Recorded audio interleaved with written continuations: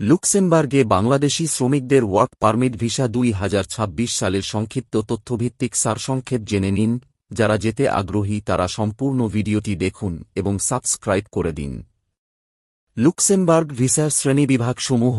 লুক্সেমবার্গে বাংলাদেশি নাগরিকদের জন্য প্রধানত কর্মচারী বা স্যালারিড ওয়ার্কার ভিসা, মৌসুমি কর্মী ভিসা, উচ্চ দক্ষ কর্মী বা ইউরোপীয় ব্লু কার্ড, কোম্পানি স্থানান্তর কর্মী ভিসা, পোস্টেড ওয়ার্কার ভিসা এবং স্বনিয়োজিত কর্মী ভিসা বিদ্যমান। লুক্সেমবার্গ ভিসার কর্মক্ষেত্রসমূহ।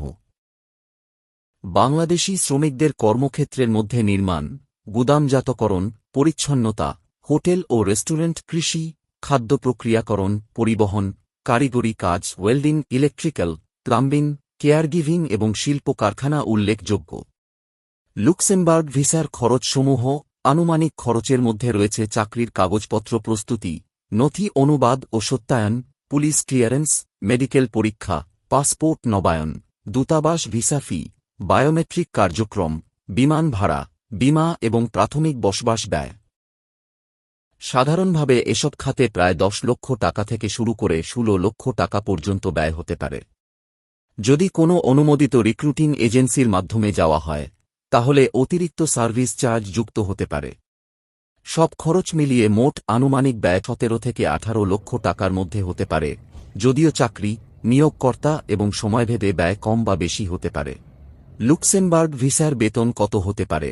সাধারণ শ্রমিক, গুদাম কর্মী, পরিচ্ছন্নতা কর্মী বা কৃষি শ্রমিকদের মাসিক আয় বাংলাদেশি মুদ্রায় আনুমানিক 1.5 লক্ষ থেকে 3 লক্ষ টাকা হতে পারে।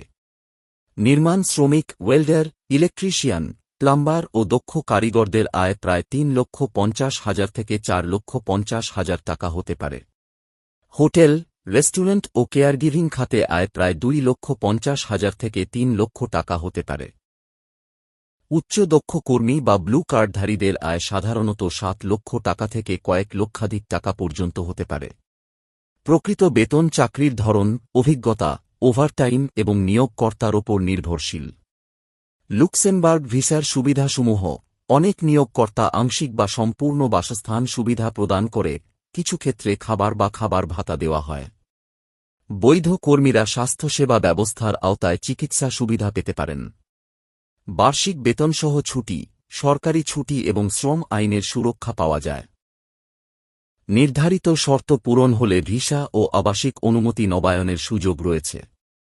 সাধারণভাবে আবেদন, অনুমোদন, ভিসা প্রক্রিয়া এবং ভ্রমণ সহ সম্পূর্ণ প্রক্রিয়া সম্পন্ন হতে আনুমানিক 3 মাস থেকে 6 মাস পর্যন্ত সময় লাগতে পারে। লুক্সেমবার্গে প্রবেশের পূর্বে অস্থায়ী অবস্থান অনুমোদন এবং পরে আবাসিক পারমিট গ্রহণ করতে হয়। লুক্সেমবার্গ ভিসার ধরন অনুযায়ী মেয়াদকাল কত?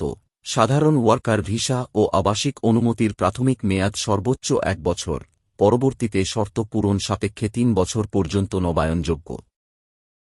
মৌসুমি কর্মী ভিসা মৌসুমি কাজের সময়সীমা অনুযায়ী প্রদান করা হয়। পোস্টেড ওয়ার্কার ভিসা অনুমোদিত কর্মকাল পর্যন্ত কার্যকর থাকে। ইউরোপীয় ব্লু কার্ড সর্বোচ্চ 4 বছর পর্যন্ত বৈধ হতে পারে অথবা চাকরির চুক্তির মেয়াদ অনুযায়ী প্রদান করা হয়।